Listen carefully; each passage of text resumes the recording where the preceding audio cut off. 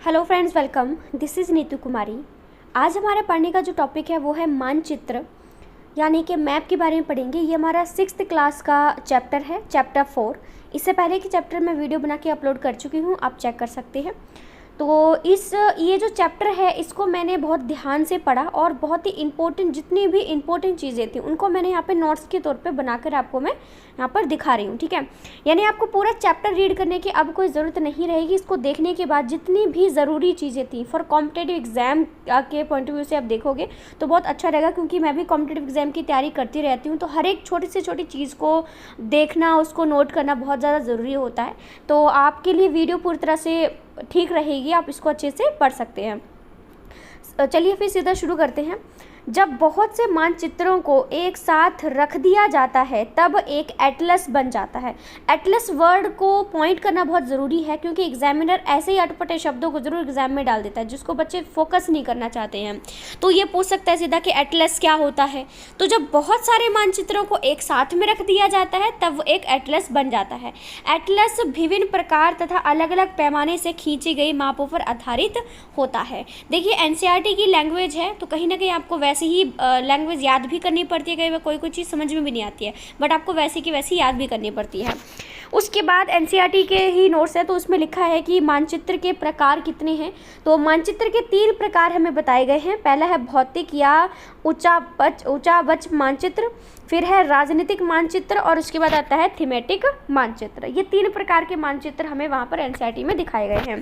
तो इनके बारे में थोड़ा सा पढ़ लेते हैं। पहला है हमारा भौतिक मानचित्र। भौतिक मानचित्र यानी कि हमारा जो ज्योग्राफिकल मैप जो होता है उसमें हमें जो पर्वत है, पठार है, मैदान, नदियाँ, महासागर, ये जो सारी चीज़ें हमें देखने को मिलती है, जिसमें पर्वत, नदियाँ, महासागर, ये सारी चीज़ें देखने को मिलती हैं, तो ये हमारे भौतिक मानचित्र से ही हम देख सकते हैं, ठीक है। दूसरा है राजनीतिक मानचित्र।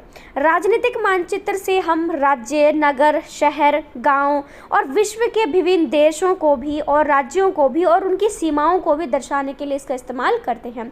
जैसे हम अपने भारत का मैप देखते हैं तो भारत से हमारे बहुत सारे देश की सीमाएं लगती हैं। भूटान की, म्यांमार की, बांग्लादेश की भी लगती है, श्रीलंका भी। कहीं ना कहीं हम थोड़ा सा दूर जाके देखें तो हमारे आसपास कई वो देश मिलता है हमें देखने को। तो ये जो चीज़ें अगर आप किसी मैप पर किसी अपने पड़ोसी देश को देखना चाहते हैं तो आप राजनीतिक मैप का इस्तेमाल करेंगे। और आप देखना चाहते हैं कि नदियाँ कहाँ कहाँ से बहती है, कहाँ महासागर है, तो आप भौतिक मानचित्र को देखेंगे। तीसरा जो हमारे पास टाइप आता है वो आता है थीमेटिक मानचित्र। थीमेटिक मानचित्र में हमें सड़क, वर्षा, उद्योग, इन सभी के बारे में पता चलता है।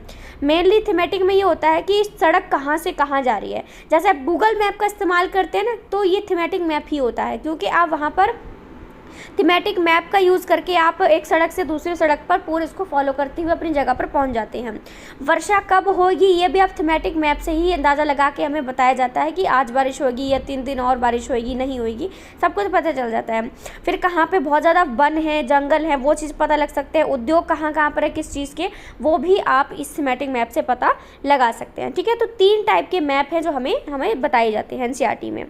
मानचित्र के 3 घटक भी आपसे पूछे जाएंगे। ये एग्जामिनर जो है बहुत ज़रूरी है, क्योंकि जहाँ पे 3 चीज़ें मिल जाती है ना, इट मीन्स वो एमसीक्यू क्वेश्चन तो हमारा बन ही जाता है। क्योंकि एक ऑप्शन आपको या तो इनमें से कोई नहीं, या फिर 4th ऑप्शन बना देते हैं कि ये सभी, या फिर एक और कोई भी गलत ऑप्शन डाल देंगे। फिर आपसे पूछेंगे इनमें से कौन कौन बिलोंग करता है। तो मानचित्र के 3 घटक बताए हैं, दूरी, दिशा और प्रतीक। इसको मैंने उस तरह से लिखा हुआ नहीं है। देखो, मानचित्र में पहला घटक है दूरी। मानचित्र में आप दूरी आपको दिखा दी जाती है, ठीक है। बहुत शॉर्ट फॉर्म में दूरी आपको जो है मेंशन की जाती है कि ये चीज़ इतनी दूरी पर मिलेगी, ये चीज़ इतनी दूरी पर मिलेगी। फिर है दिशा। ऑफ कोर्स डायरेक्शन तो हमें मैप से मिलती ही है, तो इसमें कोई नई बात नहीं है। तीसरी जो हमें मिलती है जो कि इम्पोर्टेंट है वो है प्रतीक, ठीक है। अलग अलग टाइप के जो प्रतीक हैं वो हमें देखने को यहाँ पर मिलते हैं।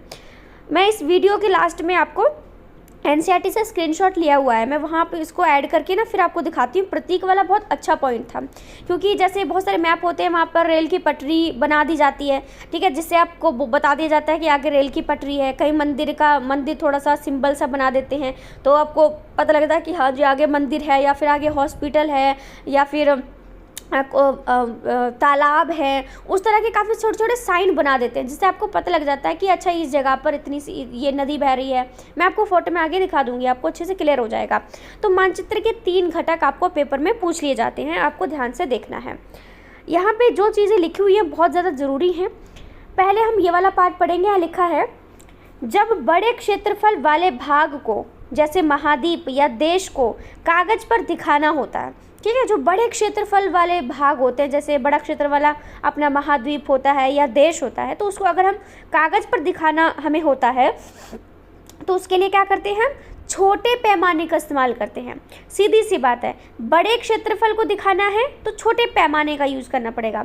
जैसे 5 सेंटीमीटर 500 किलोमीटर को दिखाता है। कहीं मैप में अगर आपको लिखा हुआ है ना 5 सेंटीमीटर, तो वो क्या होगा, सीधा 500 किलोमीटर को शो कर रहा होगा।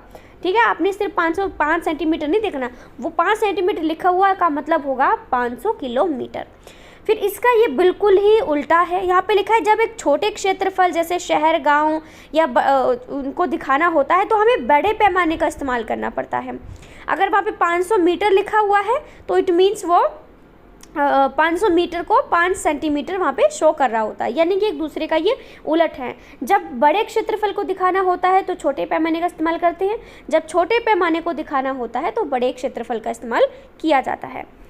पैमाना के बारे में थोड़ा सा बता देती हूँ। पैमाना वो होता है जब वास्तविक दूरी और मानचित्र पर दिखाई गई दूरी के बीच जो अनुपात, जो रेशो होता है, उसको पैमाना कहते हैं। क्योंकि ऑफ कोर्स मान लो कोई एक सिटी यहाँ से यहाँ तक की उसकी वास्तविक रियलिटी वाली दूरी है, जो हम खुद ही पैदल चल के गाड़ी चला के जाएंगे, लेकिन मैप में उसको बिल्कुल ना थोड़ा सा दिखा दिया जाएगा, पूरी थोड़ी लाइन बनाएंगे मैप में।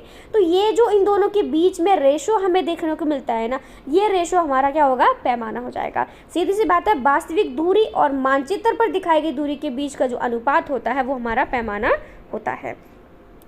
रेखा चित्र मानचित्र, ठीक है, रेखा चित्र मानचित्र भी बहुत इंपॉर्टेंट टर्म है, क्योंकि ये छोटी छोटी टर्म्स हैं। ये चैप्टर ज़्यादा बड़ा नहीं था, सिंपल से ये 10 चैप्टर का था, उसमें से भी 4 पेज थे पढ़ने के लिए, बाकी ये जो 4-5 थे वो एक्सरसाइज वगैरह जो अंत में बच्चों को दी जाती है ना, क्वेश्चन वगैरह, उसी में ही चले गए थे, इसलिए ज़्यादा बड़ा चैप्टर नहीं है। जो इंपॉर्टेंट टर्म्स है वही निकाली हुई है मैंने, जो ज़रूरी है, क्योंकि सारे चैप्टर पढ़ने की ज़रूरत नहीं होती हमें। रेखा चित्र एक आरेखन है जो पैमाने पर आधारित होता है। फॉर एग्जाम्पल है कि आप अपने मित्र के घर जाना चाहते हैं पर रास्ता आपको पता नहीं है, तो आपका दोस्त रास्ता बताने के लिए कच्चा आरेखन बना सकता है। जैसे मैं अपने किसी फ्रेंड के घर जाना चाहती हूँ, ठीक है, मेरे को रास्ता नहीं पता, तो मुझे फ़ोन करके क्या करेगा, वो मुझे थोड़ा सा एक्सप्लेन करता रहेगा कि देख यहाँ से इधर को जाना है, यहाँ पीपल का पेड़ होगा, यहाँ पे दुकान लगी हुई है, यहाँ पे एक घर होगा, इस पर नीला पेंट होएगा, पीला पेंट होएगा। तो यानी कि बच्चा, वो आपका दोस्त क्या कर रहा है, वो रेखा चित्र कर रहा है, ठीक है, आपको थोड़ा थोड़ा से करके सिंबल से के थ्रू आपको बता रहा है कि इधर से इधर इस गली में आ जाना, ये तीसरी गली है, चौथी गली है, तो इस तरह से आप वहाँ पे पहुँच जाएंगे। तो इसको रेखा चित्र मानचित्र कहा जाता है। और उसके बाद है प्रधान दिग बिंदु। ये वाली टर्म जो है पेपर में आ चुकी है, इसलिए मैंने इसको छोड़ा नहीं था। मैं कहा चलो ठीक है, थोड़ी अजीब सी वर्डिंग है ये, बट ये पेपर में आ चुका है, इसलिए मैंने इसको नहीं छोड़ा। इसका मतलब होता है जिसमें 4 मुख्य दिशा, उत्तर, पश्चिम, पूर्व, पश्चिम को दिखाया जाता है, ठीक है, जहाँ पर आपको चारों दिशाओं को दिखाया जाता है वो हमारा प्रधान दिग्बंधु कहलाता है। ठीक है, तो ये हमारा सिर्फ 2 पेज का ही नोट्स हैं। इसमें जितना इंपॉर्टेंट था उतना मैंने आपको यहाँ पे बता दिया है। आप चाहे तो खुद भी चैप्टर को पढ़ सकते हैं। टोटल 4 पेज ही है अच्छे से पढ़ने के लिए, जिसमें मटेरियल है वो मैंने यहाँ अच्छे से निकाल दिया है। ठीक है, बाकी आपको खुद भी रीड करना है तो आप आराम से रीड कर सकते हैं। ठीक है, तो मुझे लगता है आपको अच्छे से समझ में आ गया होगा, क्योंकि मैं नोट्स इसलिए बनाए, मैंने खुद के लिए भी नोट्स बनाए ताकि मैं कॉम्पिटेटिव एग्जाम की तैयारी अपनी प्रिपरेशन को करूँ। तो ऑफकोर्स मैं जितनी इंपॉर्टेंट चीज़ें होंगी उनको तो मैं ज़रूर ही करूँगी, छोड़ूंगी नहीं। तो आप इन नोट्स पर बिल्कुल जो है भरोसा कर सकते हैं। ठीक है, तो अच्छा लगे तो वीडियो को लाइक करके ज़रूर जाइएगा, मुझे अच्छा लगेगा, क्योंकि इससे मेरी जो वीडियो है, जो मेहनत करती हूँ पढ़ाने के लिए, यूट्यूब थोड़ा सा वीडियो को रिकमेंडेशन में डाल देगा, तो चैनल थोड़ा जल्दी से और अच्छे से ग्रो करने लग जाएगा। तो वीडियो को लाइक ज़रूर करके जाइएगा और चैनल को सब्सक्राइब भी कर सकते हैं अगर आपका दिल करता है, कोई ज़बरदस्ती नहीं है। So thank you so much friends, thank you. ये हमारा आता है इसमें सिंबल। ठीक है, जैसे मैंने बोला था कि मानचित्र के 3 घटक होते हैं। ठीक है, कौन से होते हैं? दूरी, दिशा और हमारा प्रतीक। तो ये हमारे प्रतीक होते हैं। जैसे यहाँ पर सबसे पहले रेलवे लाइन की बात करें तो ये वाली जो है ना, ये हमें बताता है क्या, ये हमें बताता है, चल जा भाई, ठीक है, ये हमें बड़ी लाइन का सिंबल दिखता है। कोई और कलर लेना पड़ेगा। ठीक है, ये बड़ी लाइन का सिंबल है, ये हमारा मीटर लाइन का सिंबल है, और ये जो आता है ना इसमें RS लिखा हुआ है, ये रेलवे स्टेशन का सिंबल है। कहीं मैप में आपको ये चीज़ दिख जाती है तो इट मीन्स ये रेलवे स्टेशन अब आगे हमारे यहाँ पर दिखेगा हमें। सड़कों की बात करते हैं तो पक्की सड़कों के लिए 2 लाइनें दिखाई जाती हैं, कच्ची सड़कों के लिए तोड़ तोड़ के लाइनें दिखाई जाती हैं। कच्ची सड़कें टूटी होती हैं तो थोड़ा सा आप करेक्ट कर सकते हैं। अगर आप बाउंड्रीज़ की बात करते हैं तो अगर आपको इंटरनेशनल बाउंड्री देखने को मिलेगी तो ये वाला सिंबल है, अगर राज्य वाली मिलेगी तो फिर इस तरह से है, और जिला वाली बिल्कुल सिंपल है। ये वाला बहुत सिंपल था, कुआं दिखाने दिखा, सबसे पहले नदी दिखाएंगे तो ये नदी का सिंबल है, कुआं बिल्कुल एक काला बिंदु सा बड़ा, तालाब तो वैसे ही तालाब जैसे ही दिखाया है, नहर भी आपको इस तरह से दिखाई है, और ये हमारा पुल दिखाया हुआ है। मंदिर इस तरह से बनती है, मस्जिद गिरजाघर इस तरह से बनता है, मस्जिद इस तरह से बनती है, और छतरी। ठीक है, उसके बाद लिखा है पोस्ट ऑफिस। ठीक है, PO यानी कि पोस्ट ऑफिस, फिर है पोस्ट एवं टेलीग्राफ ऑफिस आपको मिलता है, उसके बाद अपना पुलिस स्टेशन मिलता है। ठीक है, उसके बाद बस्तियों के लिए आपने जो बहुत सारे मैप देखेंगे वहाँ पे बस्तियों के लिए आपको लाल कलर से आपको थोड़ा सा सिंबल किया होगा, और कब्रिस्तान के लिए ये वाला सिंबल दिखाया गया है। तो ये चीज़ें आप कोई मैप देखोगे ना तो वहाँ पर ये चीज़ें आपको ज़रूर मिल जाएंगी। तो इससे आप जब किसी मैप को फॉलो करेंगे तो समझ में आ जाएगा कि अच्छा यहाँ पे तालाब है, वो पे सब कुछ दिखाया गया होता है। ठीक है, NCERT की बुक में भी पूरा मैप दिखाया गया है, वहाँ से भी आप देख सकते हैं इसको। ठीक है, तो फिर से वही चीज़ें अच्छा लगे तो मुझे कमेंट करके ज़रूर बता सकते हैं। So thank you so much friends, thank you.